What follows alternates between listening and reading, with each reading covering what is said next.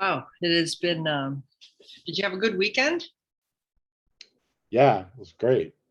Yeah. The Jersey Shore is beautiful, isn't it? What's that? Jersey Shore, it's beautiful, isn't it? Yeah, it's really nice. Yeah. I mean, that Uh, is. Did you go down to the tip where that lighthouse is? uh, Tip of what? The end of Jersey's like a peninsula kind of, right? Is it like We were just in Asbury Park and right around that area. okay, They, yeah, they have a home there, so we were around there. well, Um, you didn't go we to didn't Six go up and down. No, we didn't go like up and down the state or anything.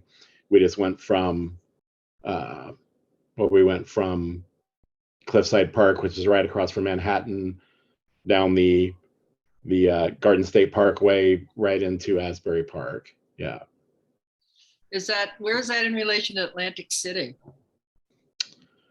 I don't know. I think it's still north of it because I saw what was on the map north of where we were, but so it's just like an hour from the city, but Oh, yeah. Okay. it's, yeah, so it's to that north Almost end. really a suburb, right? Well, I wouldn't say that, but yeah, because I mean, you go, you know, it's like 60 miles, so it's, Oh, okay. Yeah, yeah, that's a haul. That's a yeah. haul. No, we were in Jersey probably, maybe 2010, maybe '09, something like that. And it's so funny going to Atlantic City because, of course, as a kid, I don't know about you, but I spent hours playing Monopoly, and all the places in Monopoly are named after the streets in Atlantic City. Oh, right. So it's Yeah. like, oh my gosh, there's Ventnor Place. Oh my gosh, there's Atlantic. There's Marvin Gardens. Anyway, that was fun. Yeah, I felt like I Or knew was that. it the other way around? Was everything in Atlantic City named after Monopoly? I don't know. Right? Well, yeah, no, the other way around. I know, but I felt like I knew the city, even though I'd never been there. And we walked out of the boardwalk. I thought those were New York places, but No, no, Atlantic City. It's all about Atlantic City, which is why they do the Monopoly games for the the various boardwalk, cities. right, right, Well, I yeah. mean, like you can get a Chicago Monopoly and it's named after Chicago streets and stuff like Mhm. that. But that ride down to the tip of the Jersey It Shore was is if only Atlantic City a is on couple the hours. It's not a very long drive. It's yeah, quite a beautiful drive. But I think it's still an hour. It's if Atlantic City is near that southern tip where they call it that they call the Jersey Shore, then that's still like an hour, I think, from where we were, an hour further. yeah, I did. Well, maybe my sense of time is distorted, but it didn't seem like Yeah. it was that far. Anyway, we're all back from vacation. It's been kind of a little catch as catch can this month because of Labor Day. We took off, and then I was gone, and then Terrence and I did the market update last week, which was Oh, really interesting. And then you were gone, and so we're a little bit. yeah. We got to get back on track when our What routine. was the bottom line of Terrence's market update? Well, yeah, it's a really interesting market right now. As we know, just from being out on the street, that things have gotten definitely quiet. I mean, August was quiet, Mhm. and they only had the numbers for August, of course, because September is not over with yet. Um, uh, but things definitely quieted down the end of the summer, as they always do. Labor Day, of course, was quiet. And I think a lot of, seasonally, we experience this where the end of summer buyers are, back to school, end of summer vacations. Of course, in our case, we took our vacations after after Labor Day, not before, but we have those options in real estate. And And but kids not in school, what? and no kids in school. And no kids in school, right? So but things definitely picked up this past week, no question about it. And that again is very typical. And the numbers really showed that showings were up, But what's interesting is that prices have come down from the spring market. Because it's gotten to be a softer market. So it's an interesting time. It's kind of one of those rare times I think we see in the market where it's a good time to be a seller because there's not much inventory, and our prices in Chicago are only just now starting to reach back to those recession levels. It's taken our market that long to bounce back from the recession. So unlike other large metropolises and other areas of the country that bounce back right away, I think Vegas and Nevada and Phoenix and those areas are, they're having record increases in their appreciation of real estate, but we're not seeing that in Chicago, and that's always been true of Chicago. We've always been a little more balanced. We didn't get the crash that Vegas had. I remember going to Vegas in 2009, I think 2010, and oh my gosh, it was like a ghost town. It was really pretty scary. All the startups, all the big projects that had been shut down, they were hit much harder with the recession than we were. But they've come roaring back too. So yeah, we've never gotten the booms and busts in Chicago that they get on the coasts. Well, I guess and in Vegas too, but West Coast, East Coast really have big booms, but they also have big busts, and we've never. And ours is definitely a bit more moderate than that. Yeah. So, I mean, so it's kind of an interesting time because there's not a lot of inventory. So it's a good time to be a seller. And I think it's also a good time to be a buyer. I mean, there's definitely prices have calmed down a little bit from the spring market. It's not so crazy, but like it was in the spring. So it's a good, and the interest rates continue to remain really, record lows. So it's kind of, like I said, it's kind of one of those rare times in the market where it's good for sellers and it's good for buyers both. Yeah. So I was in Brooklyn during the week, and I stopped in one of the Compass offices there. They were doing kind of a little welcoming thing, and they've got 5 Compass offices just in Brooklyn. But we were kind of right on the edge of downtown Brooklyn and Fort Greene, where it's kind of the closest neighborhood to that, right by the Barclays Center. But it was the construction going on there is unbelievable. There's buildings going up everywhere, and it's interesting because. Oh, I lost you. You froze. You froze, Wes. Sorry. Huh. Well, we'll have to catch that thought when you come back. your screen froze. But I had an interesting experience this weekend too that I wanted to chat about. I've had a condo down in Hyde Park on the market since the middle of May, or maybe the end of May. But anyway, since spring. And I had a really, we lost Wes. Oh, boo-hoo, he'll be back. Now you're muted. You're muted, Wes. So, are you back? Yeah, I'm not sure how much of that you heard. You were talking about you had gone into the Compass office in downtown Brooklyn. Yeah. So and all the new construction you were talking about. Yeah, I was saying that.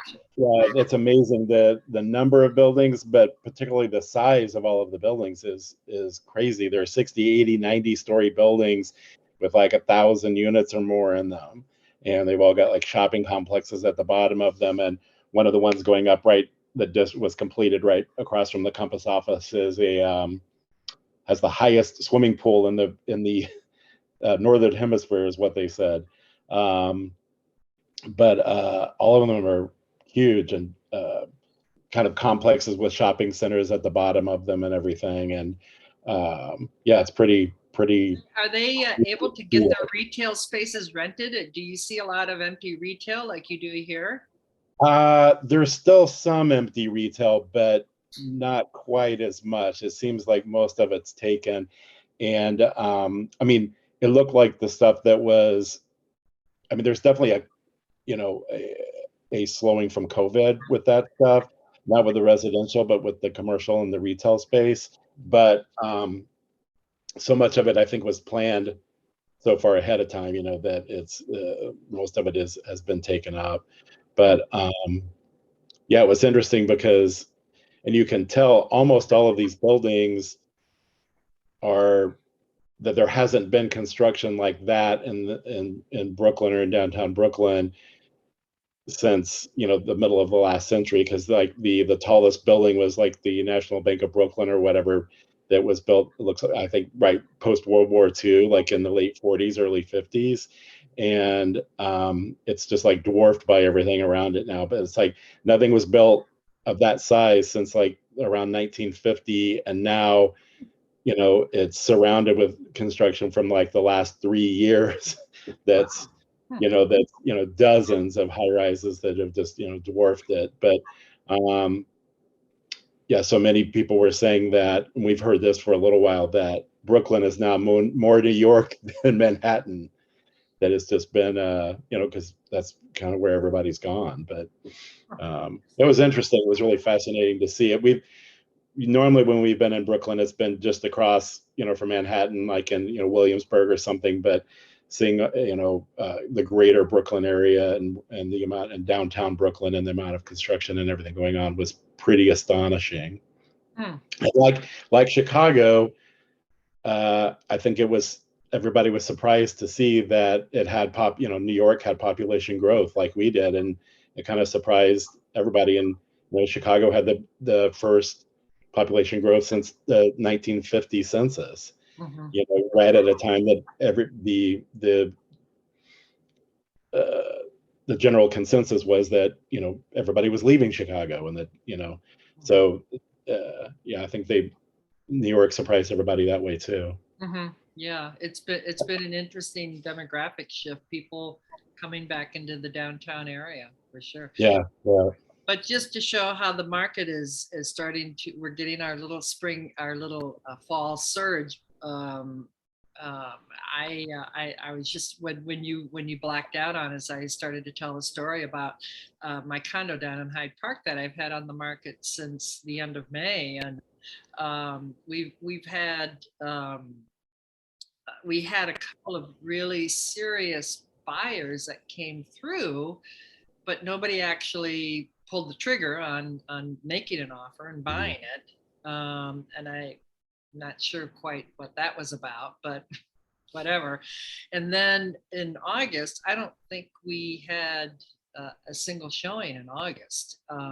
So after Labor Day and after I got back from vacation, I called my seller and I'm like, you know, we got to do something to stimulate some activity here. And we're done with summer now, and it's time to get this thing gone. So I had a showing request that came in right after she and I agreed to do an open house on yesterday. And then right after that, I had a call from an agent asking to show it, which is like the first time we've had a showing request in, you know, maybe a month.